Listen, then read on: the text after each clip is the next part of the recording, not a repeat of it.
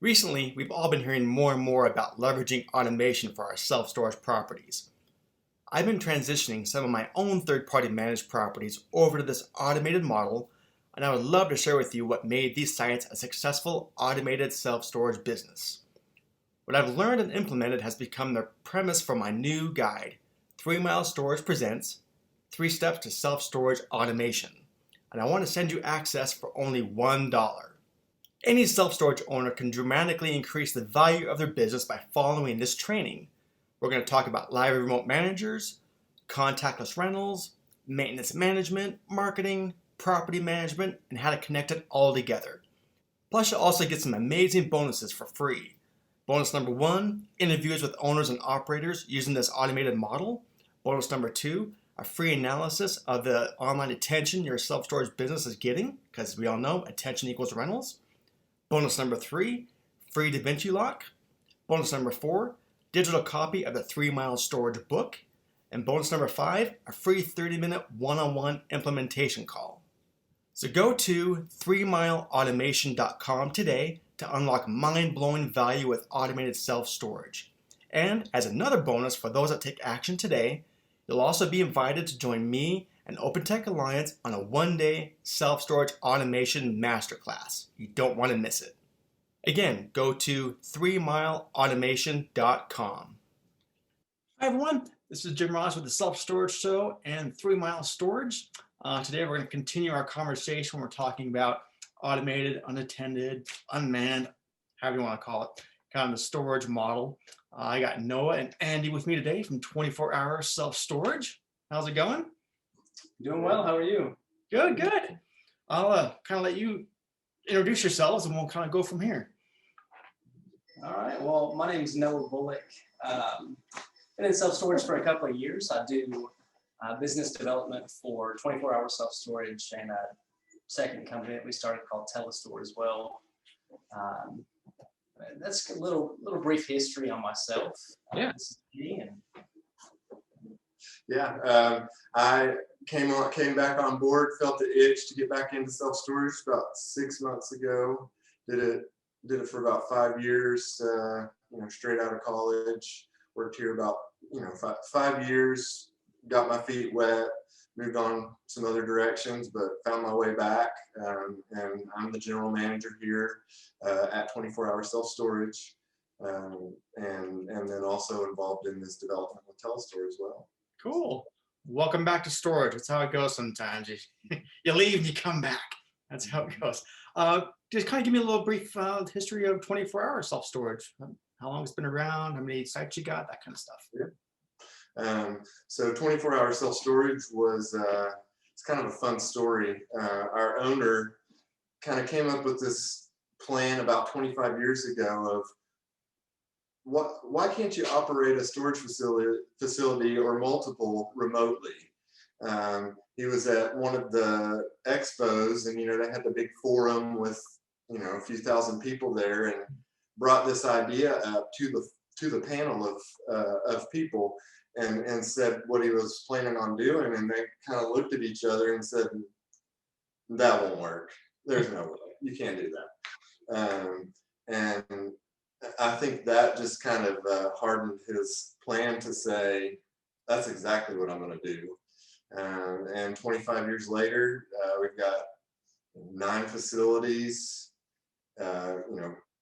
debt-free, everything's paid for, occupancy's about 94% across the board, and always looking at new properties to grow and expand the portfolio.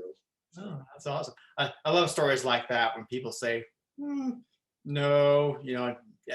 That's usually it means you're on the right track. If everyone else is saying no, yeah, That's you can't kind of zig when they zag. So that's perfect. But no, 25 years ago, I didn't realize it was that long ago, because Yeah. a lot of people are kind of surprised that this model has been around that long, and it really has. And sometimes they think, oh, it's like for the podunk little places that are kind of in the rural, and that's just how they go. And it's like chicken wire for the for the storage units and that kind of thing. It's like, no, this is for the big leagues too, this kind of operation. And it's just now kind of getting attention, I guess, because go to COVID times, everyone's trying to change the model and pivot to contactless rentals. Mhm. I know this kind of model has been around for a long time, so I didn't realize it was you guys have done it for that long. That's awesome. Yeah. So kind of walk me through it if you don't mind, because I'm always trying to put myself in the position of owners. They've kind of have the traditional model kind of thing, or listen to this. Kind of walk me through it a little bit. So if I'm like a storage customer, and I'm just, I don't know, looking online and I come across your site and I want to rent with you, how does it all work? Yeah, so our rental process is pretty unique. It What we do is, if you're a customer and you're wanting to rent with us, you have two ways to do that. What you'll do is you can either go to the facility. At all of our facilities, we have big signs that say "Call this number," and they'll call it, and we can actually give them a gate code to gain access to the facility. We can show them various unit sizes, give them basically a virtual tour of the property. They're speaking in with our call center telestore that handles all of our rentals. Yeah. And so what they'll do is, with if they decide to rent over the phone, everything is done via email. It's just an e-sign. I'm sure everyone knows what e-sign is. Sure. So we'll take all information over the phone, send you the electronic signature document. Once they've got that signed, we'll process the payment, and then we actually send them a virtual, a move-in welcome email, and it has all of their access and unit information. So customers don't actually have access until they sign their document, Yeah. which is good for us. And then the second way to do it, which is pretty unique, is one of the staples at our facilities is we have a phone booth at every facility.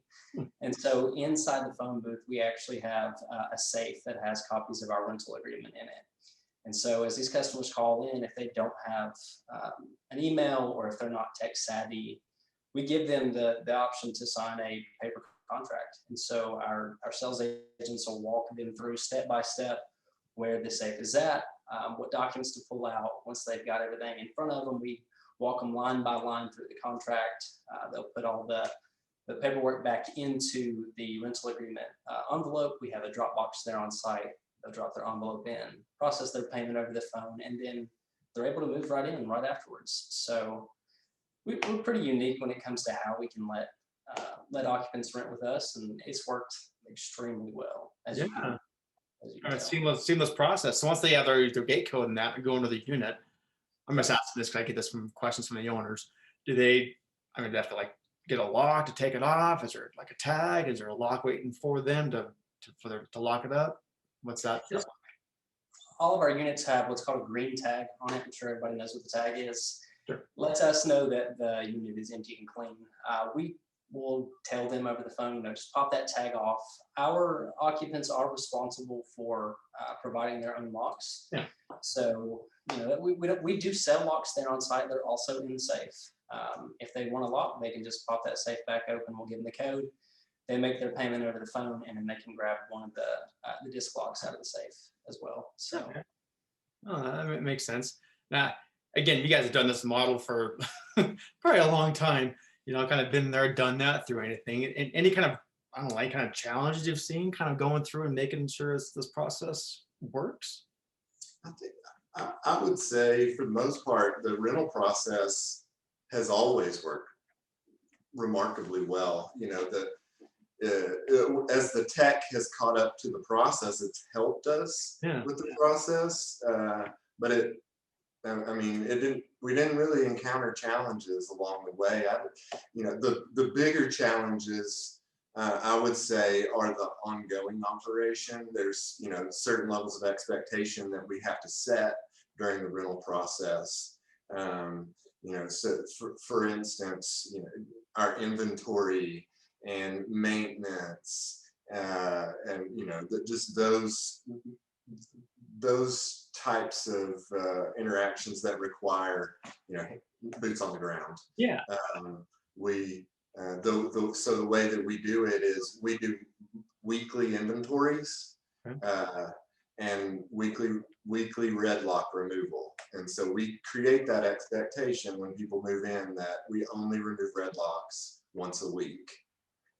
So if you pay today, it could take up to 7 to 10 days before your red lock is removed. So just know that going forward. Gotcha. And that I would, as long as we create that expectation on the front end, 99% of the time we don't have issues with it. And then as far as our inventory, we stay heavily high occupancy, like to turn it over as fast as we can, but being there once a week, you just have to get people, get those released as quickly as possible. Yeah. Just curious, do you have like one person that handles like, 3 or 4 locations kind of a thing, or? Yeah, exactly. Oh, okay. We have a team of maintenance people. Yeah. They have their sites, and they get into a rhythm of it, and we do monthly inspections to make sure everything's up to our standard, and it seems to work well. Oh, good. You hit on something which I'm sure is vitally important when you're kind of doing this kind of a model, and that's signage. Making sure everyone knows what to do when they get there. So you just mentioned, so basically you make sure you call here, questions to rent, go to this website to be able to rent, that kind of thing. Yep. Yeah, we have signs, huge signs right out front of our gate. To rent now, call 283-1000. They'll call our number, and then it goes right to the call center agents for Telstore. And then it's, a step-by-step process from there. We've got it down to a science, and our guys could do it backwards and blindfolded. So, yeah, well, I said the call, except what it kind of sounds like is, people listening to this is they're taking the calls, call center. That's the crux. That's where you're this is all either can be a success or it's all going to fall apart. That's the most important aspect when it comes to this.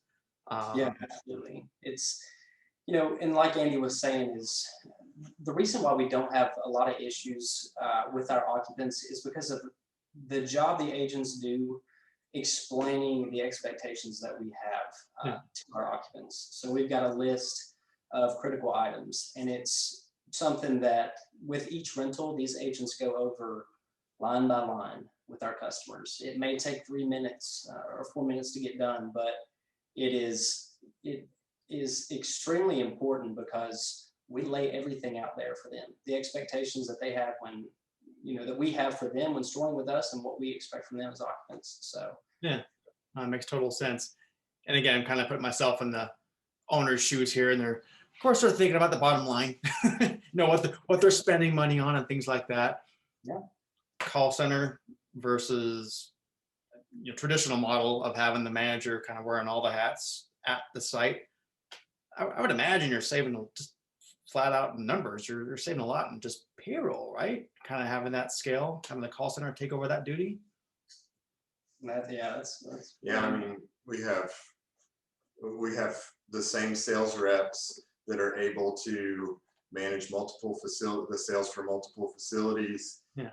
It keeps your payroll dollars, to a minimum. Really minimizes your payroll dollars. But then also, instead of having one storage manager that has to be an expert in all the areas, you have specialists that's all they do. Yep. And they know that, singularly focused. Yeah, that's the one thing I tell everyone my story too. It's like, I've been the traditional model forever. I really have. And I'm just now making that transition over to this kind of unmanned, unattended remote. I'm still going to figure out a good terminology for this, but for that kind of model. And that's the first thing I looked at was just kind of the hard numbers. Like, here's sorry for any managers listening, but just the hard, cost for payroll versus if I scaled that out with the call center and have them take over all the phone calls and collections and things like that. Man, it kind of made my decision pretty easy just based off of just the sheer numbers of it. And then you kind of fill in the gaps with everything else that we're talking about with these kind of operations and what you're putting in place to make it easier for the maintenance. I don't know. I think it's just a great overall operation. Any words of advice for people that are listening to this and they're kind of weighing their options of going this model? I'll let you speak to that as far as management goes. I think it's about choosing the right partners. Yeah. Vetting your employees, making sure you have the right people, and then your vendors that you're going to rely on to partner with.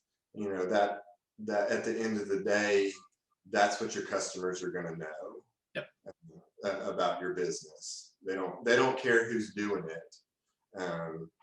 Just that it, you know, it's a seamless process and it works well. So Yep. Yeah, I was gonna say you hit on it, just reliable. Getting good reliable partners in this, because that's the important part of kind of putting these pieces together of the puzzle of making it all work together. Is Yeah. reliable partners are going to be everything, because like you said, the customer, they just, as long as it's being done right, that's all they care about. I don't think it's so much about having a in-person office. As long as this movement's seamless, getting there, they know it's secure, they're getting a good deal, cool, everyone's happy. So no, I think kind of hit everything I wanted to make sure we touched upon. This has been good little discussion. Hopefully people are listening to this can, I don't know, raise a little awareness and kind of get the wheels turning on this kind of model, because obviously, cool, it works. It does. It's been very beneficial. So That's awesome. All right, well, thank you so much, guys. We will we'll have this another conversation later on, because I got some other ideas flowing around. So I'll reach out to you guys. Thanks so much. all right. all right, Thanks, thank Jim. you. Take care. Bye. All right, bye.